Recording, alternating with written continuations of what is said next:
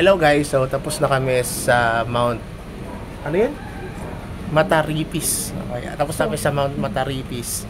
So ito na lang yung experience namin dalawa. So ito yung kabady ko, kasama namin, kabatch ko, si Aros.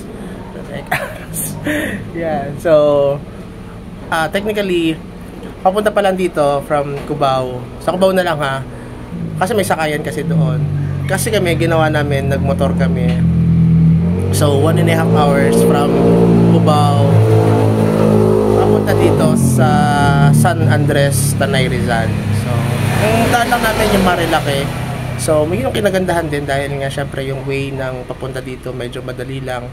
At naka-ano rin kami, parang naka-road trip din kami dahil ang ganda din ng daan, tapos malamig. Tapos ang experience namin dito, una pala, madali lang siyang mapuntahan actually.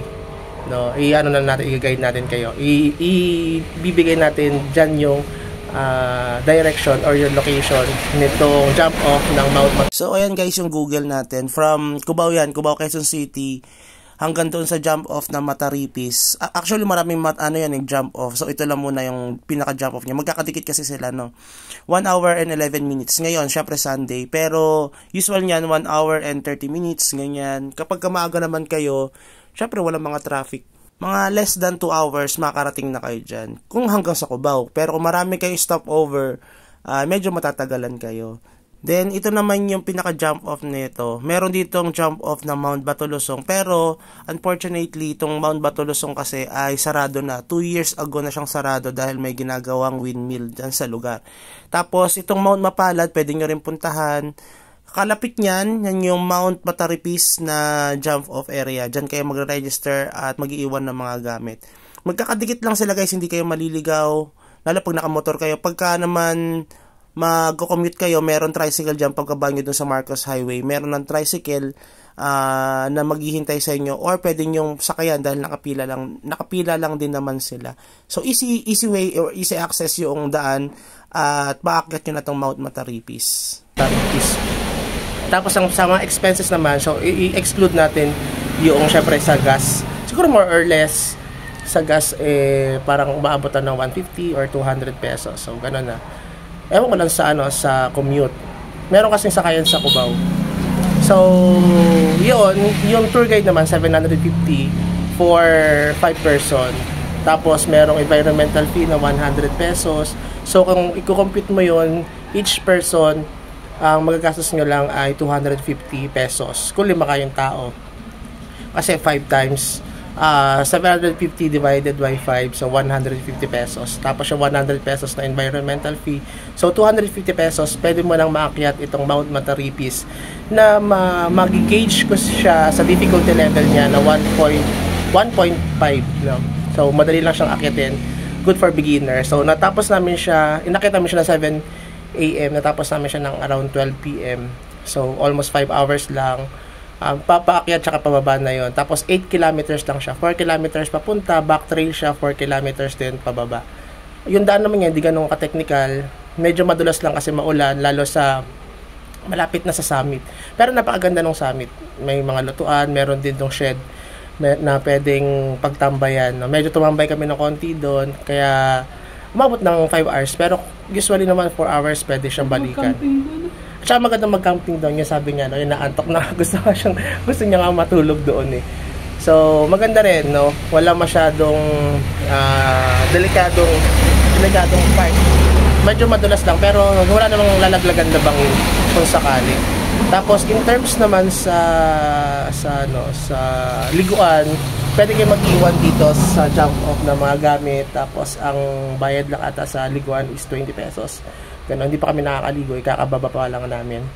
Tapos yung mga clips pala ng mga video natin, yung mga kuha footages natin doon sa pag-akyat ng bundok ay ilalagay natin dito after nitong introduction natin, no? So overall, pwede ito sa mga beginners, sa mga nagsisimula, sa mga gustong mag-camping, sa mga bago pa lang na mag-hike. Tapos pala, kung gusto nyo rin na mag-outing ng inyong mga kaibigan, pwede dahil marami ditong mga campsite, marami dito na pwedeng pag-campingan. So, yun lang siguro. ito mga clips natin, panoorin nyo na lang. Magkakaroon na rin ng voice over dito para mas maintindihan nyo. So, yun lang and bye-bye. Dito pala guys, mas masasuggest ko na huwag kayong magsapatos at magmedyas agad. Or, wag na, mas magandang magsandal na lang kayo. Sandals, no? Kasi, dito pa lang, unang bugso pa lang ng akyatan nyo, nasa patag pa nga lang yan, meron na agad kayong river crossing na dadaanan. So, kapag ka nakasapatos kayo at nakamedyas, syempre, basa na agad yung inyong paa, 'di ba? So mangungulubot na siya agad. So may pwedeng magkaroon kayo ng alipunga or kung ano pa man. Nakasapatos kasi ako diyan eh. So kulubot na yung paa ko pagbaba ko. So pwede naman nakasandal kasi madali lang naman yung daanan. Ito lang yung medyo challenging kasi may mga lugar na or daan na medyo mahirap siyang lusutan, no, dahil wala masyadong maayos sa daan eh. Sakto naman yung daan pero meron kasing mga na kailangan mong kumapit sa puno. May mga bato, ganyan, may mga madudulas na bato. Pero madali lang siya actually. Yan yung kasi yung dinadaanan namin. Yan, kukross ka lang dyan. So, konting hakbang, pwedeng madulas. So, kailangan mong kumapit. Pero other than that, wala naman na masyado. Hindi na ganon ka-challenging, no? Lalo kung beginner ka. Pero kung ikaw ay mga hardcore na hiker, syempre mabibitin ka dito. Pero kung ikaw ay beginner pa lang, gusto mong ma-experience yung bundok, gusto mong ma-experience yung pag-hike, pwede itong Mount Mataripis na ito. Ito pa pala isa guys na kailangan inyong i-consider.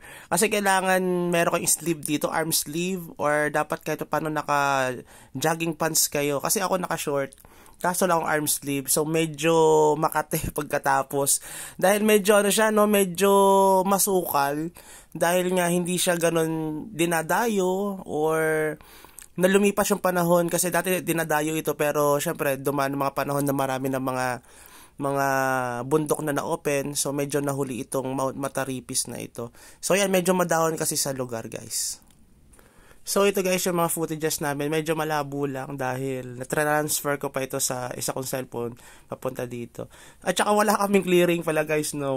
Walang clearing kasi nga umulan yan. So medyo madulas sa lugar, sabi ko nga kanina. Tapos, pero nung nagkaroon na ng liwanag no araw, maganda yung paligid. Pero biruin nyo, tingnan nyo guys medyo walang clearing, di ba? Pero yung the summit itself, yung mga halaman na yan, yung signage na yan, ang ganda, di ba? Ewan ko sa akin na-appreciate ko kasi yung lugar. Para sa akin, malamig kasi siya, tapos, kasi ginawa ko dyan, although naka-sleeveless ako dyan, ayabang nagkakape pa tayo, at ang sarap ng kape. Ang sarap talaga ng kape sa bundok, no? So, yan yung shed na tinatawag, yung sinasabi natin kanina na pwede tayong tumambay, magpahinga after ng summit, at pwede rin tayong mag-camping dyan guys, no? Pwede tayong magtayo ng tent, mag-overnight, no, pwede kasi meron din atang source of water dyan na pwedeng kumuha tayo ng tubig at pwede tayong magsiga, magluto, syempre. At kasama natin syempre yung mga tour guide dyan. At ang babait ng mga tour guide, no, gusto ko silang i-comment talaga yung tour guide, yung mga lokal, napakabuti nila, napaka-accommodating nila. Basta wala akong masabi sa kanila kasi nakakain ako ng Lucky Me nila Homey ata yun, no, niluto namin dyan, galing sa kanila yon.